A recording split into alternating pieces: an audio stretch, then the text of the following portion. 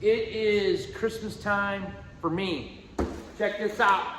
Boom! A&D. Listen, I call these guys up and I'm like, listen guys, I really need a gas tank for this car. You know, how much are they? Can you send me one? Blah, blah, blah, blah, blah. And I need a hood too. You know, AMD, Jason AMD says to me, he goes, man, listen, you help out a lot of people. So let us help you. And I said, okay. He goes, we'll take care of a hood. Just give me a little bit of time. We'll see what we can do about getting you a hood. I said, man, that's great. I really appreciate it. And then I call him back and I left a voicemail and I says, Jason, listen, man, I need a gas tank for this car because the old one, I put a sump in it and I want to put a regular gas tank in it. And that's the original gas tank. And I never heard back from him. He never said nothing because the holidays, Christmas came and went, you know, and everything.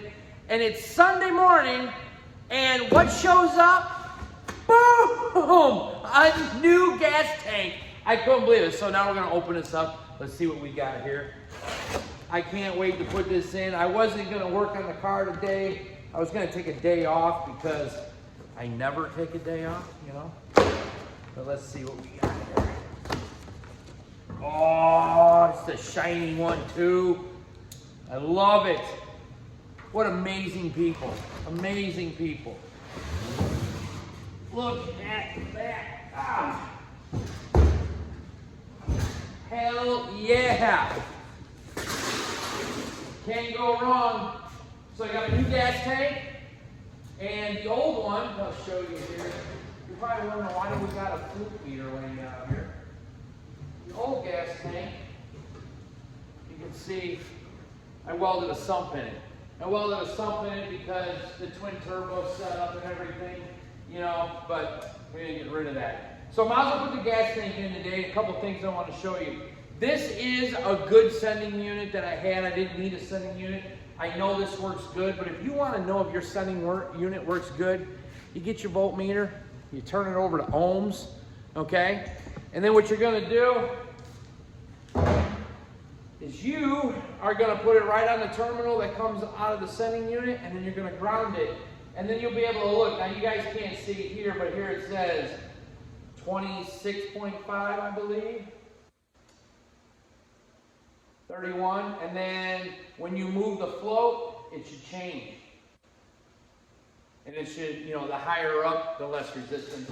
So that's how you check this. So you're going to take your fluke, you're going to put it on that terminal, and then you're going to ground it, and then you're going to move your float.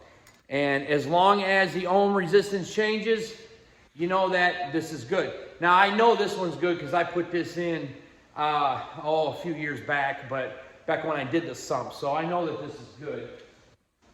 And whenever you guys put in these lock collars, see these lock collars right here? Whenever you guys put these in, please, as someone that's been burned in a fire, okay, please use a brass punch. You hit that with a brass punch. They used to make a tool that you put on and you with a big bar, you can kind of turn it. But most of us in the garage, we're gonna have a punch. Get yourself a brass punch. The reason being is it won't throw sparks. So granted, this is a brand new gas tank. But when you're doing an old gas tank and you're swapping stuff out, please, like taking this off out of the old tank, use a brass punch. Save yourself a lot of headaches. So we're gonna get going. We're gonna start putting this thing together and get it right back up in the car and see how she fits.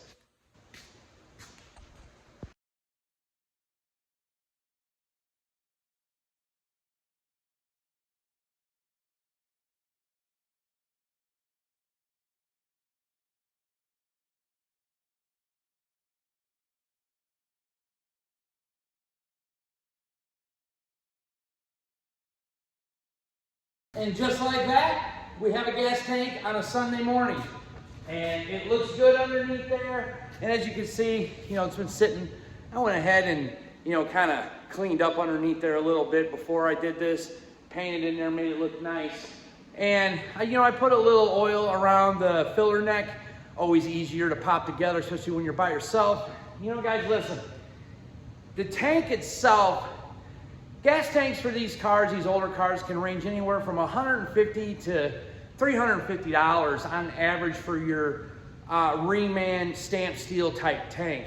I gotta tell you, when you are building a car and it's been sitting a very long time, it is a really good idea.